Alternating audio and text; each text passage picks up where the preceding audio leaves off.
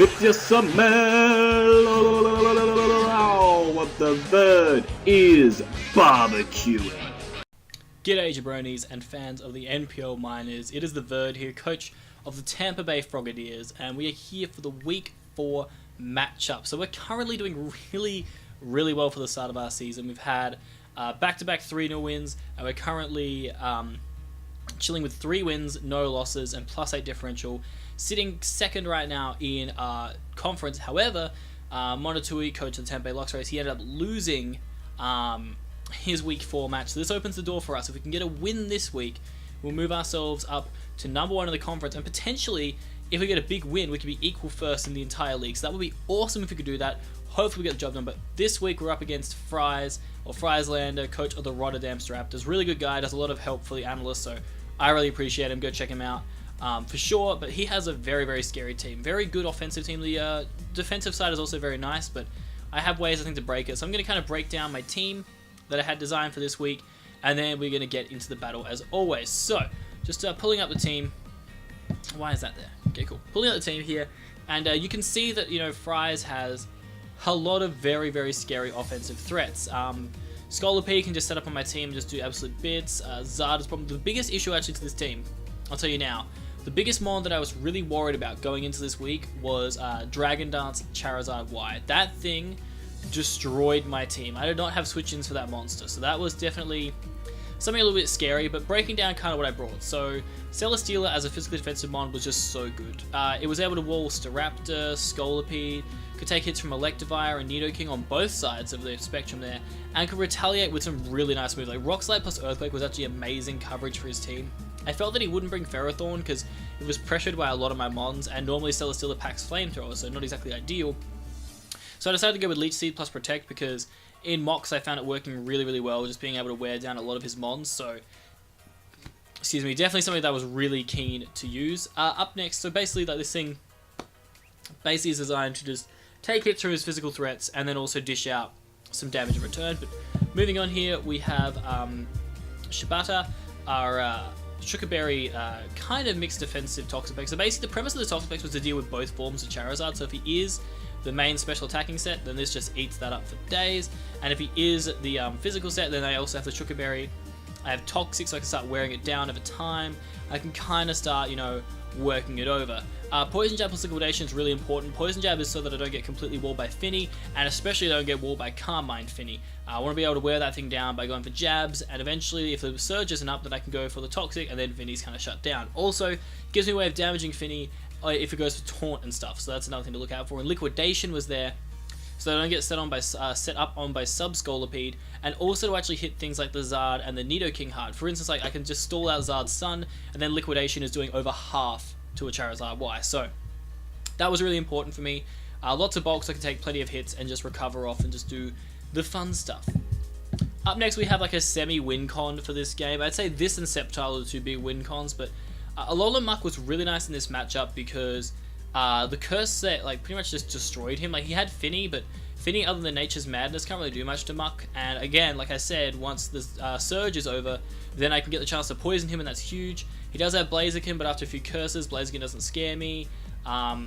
This was able to just rattle through a lot of his team. It also just sets up on Kofag. I was initially tempted to use a substitute curse set, but decided against it. Thought that Rest Talk was just better for this matchup. Just walls basically every Kofag set, shuts down a lot of mons, so really important for me in this matchup. Not really much else to say. Also can eat hits from Latias, so I got to be careful of that for sure. Moving on to a bit of a weird set now. There was a mistake that I made with this Mew going into the battle that was really bad on my part. Maggie, get away. Leave my spaghetti alone. Go away. Don't. Alright, so basically, I forgot that with the Trick Room set, this isn't meant to have 0 speed IVs, it's meant to have 31 still. The basic premise was that Trick Room here is a fail-safe option for Mew. Basically, its main premise is just a Psychic and Roost kind of damage his team. I have the goggles so that Loom doesn't just destroy me. And then Trick Room plus Baton Pass. Well, Baton Pass is really nice because things that want to come in against Mew, I could just go for Baton Pass, get out something else. Momentum is just really nice.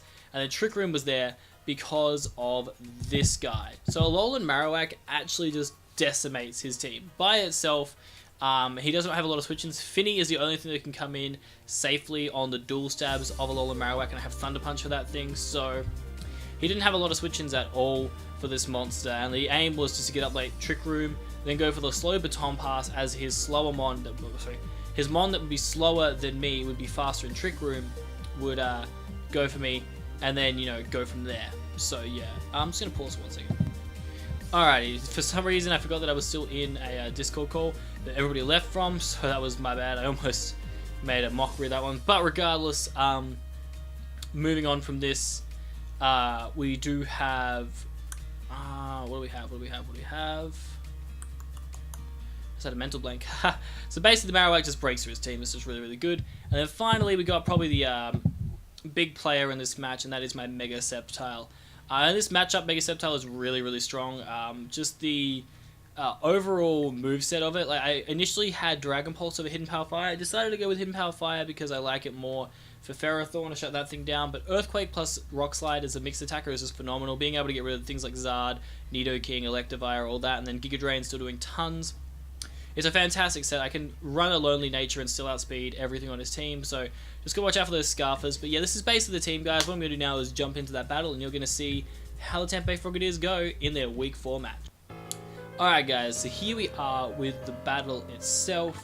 As you can see, I was pretty surprised by the team he brought, to be fair. He didn't bring to the Finny, or the Ferrothorn, or the Scolipede. Those are really good things he didn't bring. He also didn't bring the Blaziken, which was really good because that was a problem. But a couple of things I didn't expect him to bring. I didn't expect the Latias. My team kind of deals with Latias just fine, but he brought it. Also didn't really expect Staraptor. There isn't really much that Staraptor can do while I have Celesteela, so I was very surprised by that. But regardless, looking at the majority of his team, my best neutral lead is Mew, because I can Baton Pass out against the major threats, and I can kind of threaten Nidoking as his only Stealth Rocker. I would not really want Rocks being up early game, so being able to pressure his only setter is important, so I am going to start this bad boy off, as he does actually lead with his Charizard. Now, at this point I'm like, okay, well, I'm just going to have to go straight out to Pex. Pex is my answer for this thing, and he goes to the Fire Blast, and I drink that. So that's fine. Like, that didn't do that much. I have Sugar Berry, as he actually goes to the Hidden Power Ground. Interestingly, he ran Hidden Power Ground over Earthquake, but, you know, each their own. I can go for a Recover here and easily take any hit that he goes for. So I'm just going to go for the Recover as he goes out to Via. Now, I make a contentious play here. For all I knew, I didn't know there was going to be a sub Via, but at this point, even an Earthquake does, like, not even, like, it does half to me. I can just break his sub with a Poison Jab, and because of Regenerator, I can just switch straight out to my Sceptile here, as he does go for that Wild Charge. Does a good amount to me, but at this point, I can freely Mega Evolve. He just goes out to Zard, expecting the Giga Drain here. I actually go for Earthquake because I know that kills Via, and he doesn't realize it, but I am packing the Rock Slide. I do connect with the Rock Slide, and a huge threat is gone from this game. So that's really, really nice. He goes into Latias, and he doubles out to Electivire, predicting me to go into my Alola Muck, but I actually go into Mew. Now, you might be wondering, why did I go into Mew? So the main reason why I actually went into Mew in that situation was because if, one thing I learned from a mock that I was in was that Choice Scarf Trick Latias is a very scary Pokemon to go up against. It shuts down my Muck, and my Muck, as you can see from his team, is a very, very strong chance to just sweep his team. So I decided to play it smart, go into Mew, and if he goes to the Trick, then Latias just gets safe to googles, which is fine. So Mew being Scarfed isn't too bad. I actually go for Baton Pass, because I saw my speed was kind of shit. I realized he's an adamant Electivire here in this matchup, so it's really good information there at least. And as I go for the Baton Pass because my Mew was in, I am going to go back out to Sceptile as he does go for the sub. So obviously I don't want my Sceptile dying here to an Ice Punch, so I'm going to go back out to my Mew as we're able to take that just fine. And I am just going to choose to go straight for the Psychic to break the sub, and here he reveals that he is adamant Z-move Wild Charge, which doesn't even kill me. Like, the bulk on Mew is too good. I can just go for a free Roost on this turn. And at this point I thought about it. I thought, okay, if he's the Scarf Latias, he's probably going to go for the Trick now, if he does have it. What I'm going to do is go for my Trick Room, because if I do this, and I'm locked into that, that's fine, because I can either go hard out to a Alolan Muck, and then the worst thing Muck's getting is Safety Goggles, which isn't bad, or I go hard out to my Alola Marowak, which would kind of suck if he tricked again, but at the same time, Alola Marowak kind of fists his team. So I do expect a trick here if he did have it, or if he went for Draco was also kind of fine, because I knew I could take one. And I am just going to double out to my Muck now, because Draco, as you can see, is not doing that much, as I am kind of free to just click Curse, because if he stays in, it's not a big deal. He actually goes for the Healing Wish, which is kind of interesting on his part. Like, the only thing he could have really healed up was his Electivire. I'm just going to go for a knockoff, do a ton.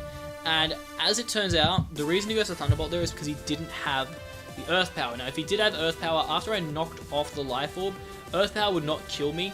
I could bring back my Alolan Muck in on Kofagrigus later in the game and go for my rest and be fine. So it did kind of suck for him in that situation. But at that point, Muck was basically getting a kill regardless. Something was dying to Muck. And it turns out it's going to be his Nidoking going down there. And he goes into Staraptor. And I was a little bit iffy on Staraptor here because I'm like, well, if this is banned to Staraptor, I will die. And this is why I designed the Celesteela for this moment. I just go into Celesteela, and he goes for the Brave Bird. It does, like, absolutely nothing to me. I can completely eat that up. And this is where I'm telling you, like, that the bulk on my Muck is amazing, because I can go for the Leech Seed here with Celesteela, and then I can just choose to go hard out to my Alolan Muck. He goes to the Willow, does connect, but because of the Black Sludge recovery and the Leech Seed, I'm mitigating that burn really, really easily, and I'm quite free just to click Knockoff on this turn, and it doesn't kill the Electivire. However, at this range, I'm not going to risk losing my Muck. I am just going to go back out to my Mew, as he does Earthquake, but at this point, nothing on his team wants to come in on a Psychic, so Mew can pick this off. I am Choice Scarf, so I will outspeed this Staraptor. However, I decided that in case he is banded, I don't want to die, so I'm going to go out to my Celesteela, because it is a very easy check for the Staraptor. I am going to try and drop a Leech Seed, as he actually reveals to be Substitute, which is a really cool prep on his part. Unfortunately for him, I obviously do have the Rock Slide. He does have Work Up, which is kind of a cool tech. Like, it's different for sure. Like, this Staraptor set was kind of cool. I think I had it handled with other members of my team. For instance, Mew could set up the Trick Room, potentially on the Staraptor if I needed to, or I could just go for Scarf Psychics to put it in range of Sceptile if I needed to. But as you can see, because he has Work Up, now a +2 Brave Bird won't be doing too much, but I predict the Roost this turn because he really had no reason not to Roost. I can go for my Leech Seed. At this point, it's pretty much checkmate for the Staraptor. He can get off a huge amount of damage on me, but at this point, Rock Slide will be able to knock him out. So Celesteela kind of soloing there.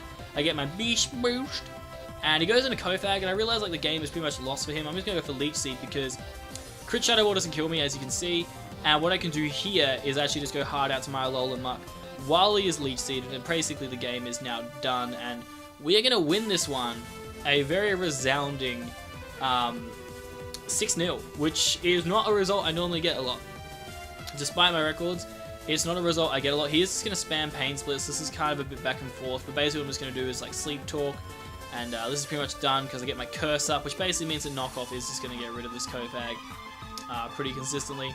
So that's pretty good, but the funny thing is Muck is actually not going to get the kill here, because I am going to go for my Knockoff on the next turn, and it's actually not going to be able to knock out this Kofagrigus from here.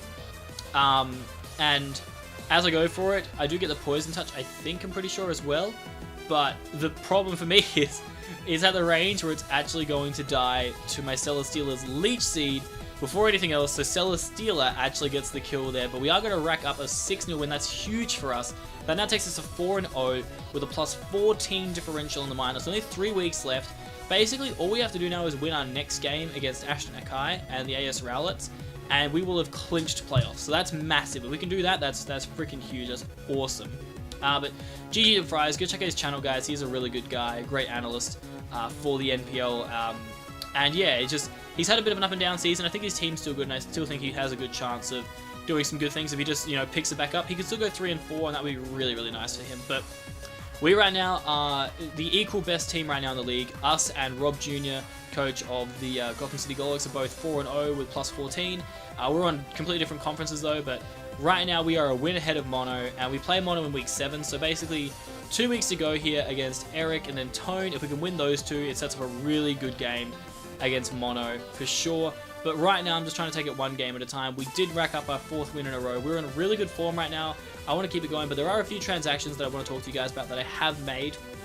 Basically, at the end of this week, that'll be in effect for next week. Those transactions are that I've decided to drop Gliscor. Now, because I picked Gliscor in the actual draft around the time where I could have picked a Carnimon, I was allowed to drop Gliscor and get 2 Carnimons if I wanted them for my team. So, with 2 Carnimons, I've decided to choose our Seismitoad and Tauros. So Tauros has always had his name as Brahma Bull, and for Seismitoad I haven't thought of a name just yet that kind of goes along the line of wrestling, but I will be thinking of one soon for Seismitoad. If you know any wrestling names that you would call a Seismitoad, feel free to message me about it either on Twitter, on my YouTube video, wherever you'd like to. Let me know that one. But like I said, guys, the Tampa Bay Frogadiers are currently 4-0 with a +14 differential. Next week, the AS Rowlets are coming our way. If we pick up the win, we basically clinch playoffs, so hopefully we can get that done. But anyway, my name is The Verd, guys, and I'm out this bitch.